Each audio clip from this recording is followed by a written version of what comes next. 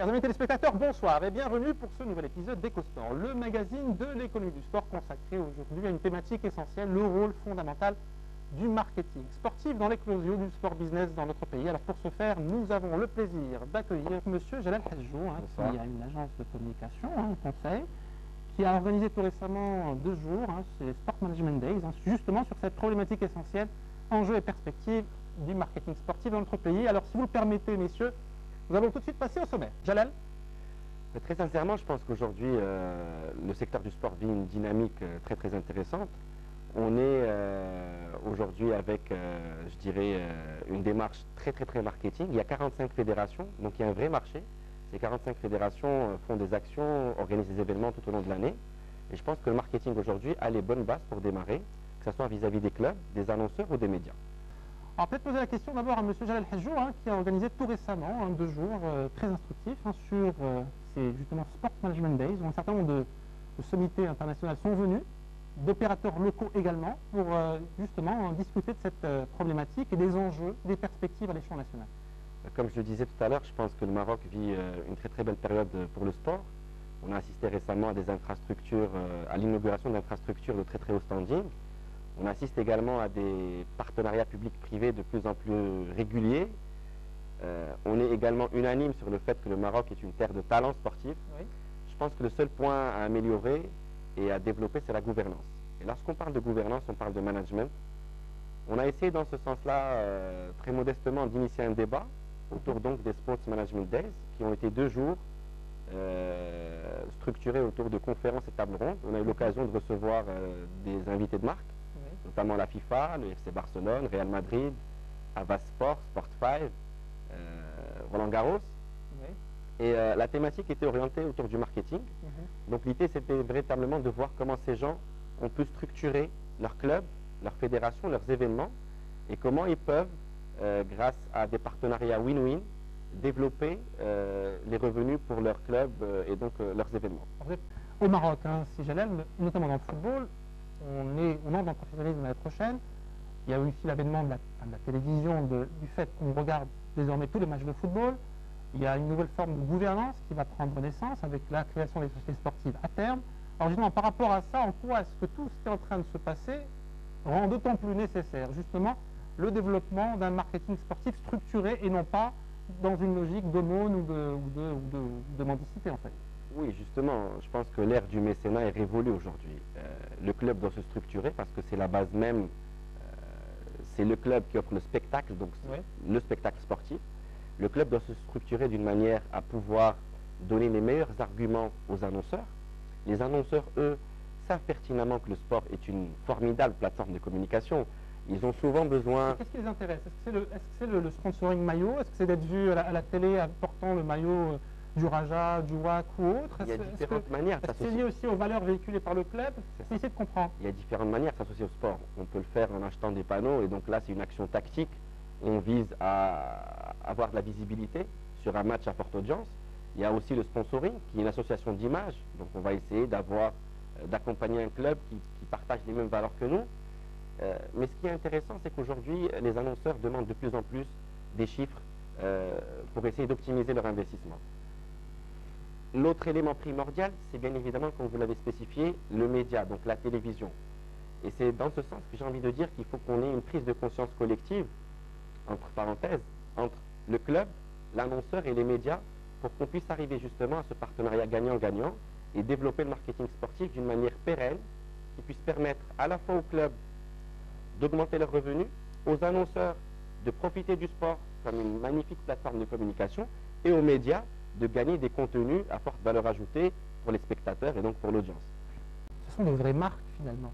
Quand on prend le WAC, quand on prend le Raja, c'est une histoire, c'est une assise populaire. Justement, enfin, c'est peut-être là le vrai enjeu. C'est cette prise de conscience dont je parlais. Il faut absolument que les dirigeants des clubs prennent conscience du fait que finalement, ils ne gèrent pas un club, mais ils gèrent une marque. Et une histoire. Qui sont quelque part en position de force. Le WAC, bien évidemment. Un vrai goodwill, un vrai fonds de commerce qui est exceptionnel. Le WAC ou le Raja, ou même d'autres clubs, les phares, le KCM et j'en passe, c'est un palmarès, c'est des valeurs, c'est un public, c'est une histoire.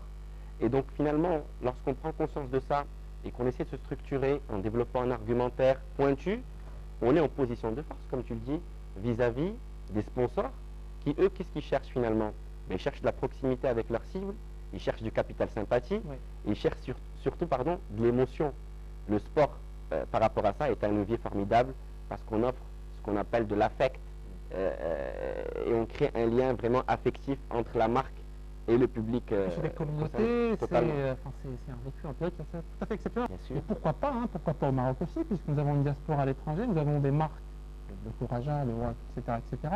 Nous avons une diaspora à l'étranger, très très importante, en Europe notamment. Pourquoi pas là aussi, justement, à terme, on va pas non plus tout de suite s'inspirer de... Mais en tout cas, il y a des tentatives et des velléités justement pour justement dépasser ce cadre marocain et élargir les prospects en termes de sponsoring et en termes de supporters, etc. D'ailleurs, les deux clubs casablancais sont en train de réfléchir à jouer un derby à l'étranger. Ouais. Ça peut être une première action, entre guillemets, marketing, qui pourra valoriser les deux marques à l'étranger pour un public de MRE. Jalal, Le merchandising, non, je voulais dire que le merchandising est aujourd'hui l'une des sources principales de revenus des grands clubs européens. Le merchandising génère jusqu'à 35 à 40% des revenus de grands clubs comme Manchester United, comme Real Madrid, etc. Ce qui est important à dire au Maroc, c'est que c'est clair que la contrefaçon est là, la contrebande entre guillemets aussi est là, mais moi je relie tout à la gouvernance.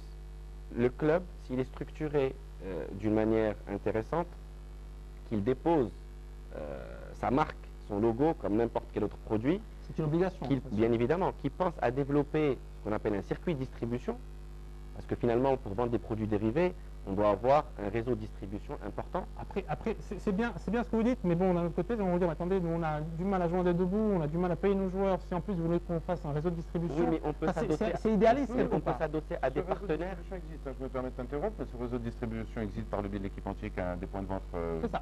à travers le Maroc. Il y a des ça arrive, mais c'est quelque chose qui mettra quand même un certain temps. On peut aussi essayer de monter des partenariats intelligents avec des sponsors, des partenaires qui, eux, ont une capillarité importante d'un point de vue, un réseau de distribution important et qui peuvent nous aider à mieux véhiculer notre marque et à vendre des produits.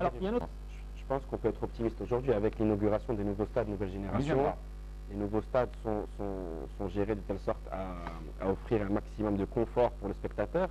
Et si on parle de spectacle sportif, l'infrastructure est primordiale. Et là, on rejoint le sport. Si le stade est vide et que le club n'est pas en première division, qu'il n'est pas fort, forcément, on parle finalement, vous avez un très bel objet qui ne sert à rien. Totalement. Aujourd'hui, l'infrastructure est primordiale pour pouvoir développer du marketing. Pour attirer les familles, pour attirer les femmes au stade, pour attirer les jeunes au stade, il faut absolument qu'on puisse offrir une plateforme conviviale et qui peut offrir, surtout pour les médias aussi, un très beau rendu visuel. Mais pour rester dans le cadre du Maroc, pour rester concret, on a toutes les bases pour aujourd'hui essayer d'entrer de plein pied dans ce spectacle sportif. Lorsqu'on parle de football, lorsqu'on parle aussi de basketball, le niveau est très très bon, les matchs sont télévisés, nos salles sont ce qu'elles sont, mais il y a des salles qui sont très très bien, qui peuvent offrir un spectacle intéressant. Donc finalement, il faut juste cette prise de conscience collective qu'on a tous les ingrédients pour véritablement entrer de plein pied dans une belle économie du sport. Alors messieurs, il est temps de nous quitter malheureusement et on pourrait passer des heures à discuter de ça. On va dire un grand merci à l'enfant de Meknès que monsieur Gilles Bertoni. Merci à vous. À très bientôt. Zaki Ahbadi, merci. Merci. Bon courage, à très bientôt. Jalal Hajjou. Merci beaucoup et à très bientôt. Inch'Allah. Merci chers amis téléspectateurs de nous avoir suivis et au mois prochain, salut.